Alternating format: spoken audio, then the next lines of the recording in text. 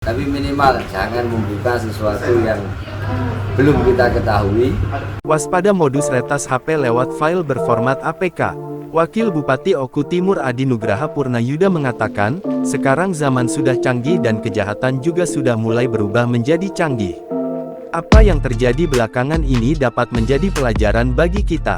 Banyak kejadian file berformat APK yang ternyata merupakan modus peretasan HP yang berupa kode-kode untuk meretas identitas diri seperti KTP hingga saldo di dalam rekening sehingga itu dapat merugikan si pengguna HP. Sekarang zaman sudah canggih dan kejahatan juga semakin canggih. Apa yang terjadi di beberapa waktu kemarin itu menjadi pembelajaran bagi kita. Banyak kejadian pengiriman file APK yang kalau kita tidak paham itu ternyata sebuah virus atau sebuah kode untuk mengaktifkan atau melacak jati diri kita, KTP segala macam sampai rekening, sehingga itu merugikan si pengguna HP. Saya hanya berharap berhati-hati.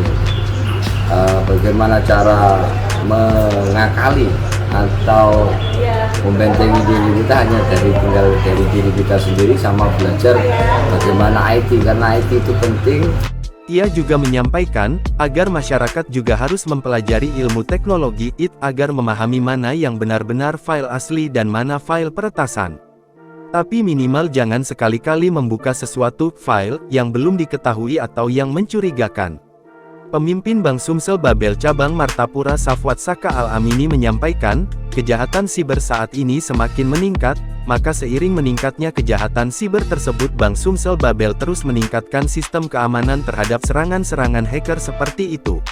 Serta ada bagian IT yang khusus untuk menangani hal seperti ini. Pada kesempatan ini juga mengimbau kepada masyarakat khususnya nasabah Bank Sumsel Babel yang menggunakan m-banking apabila ada hal-hal yang tidak dipahami agar mengkonfirmasi dulu ke perbankan atau ke pihak yang berwajib.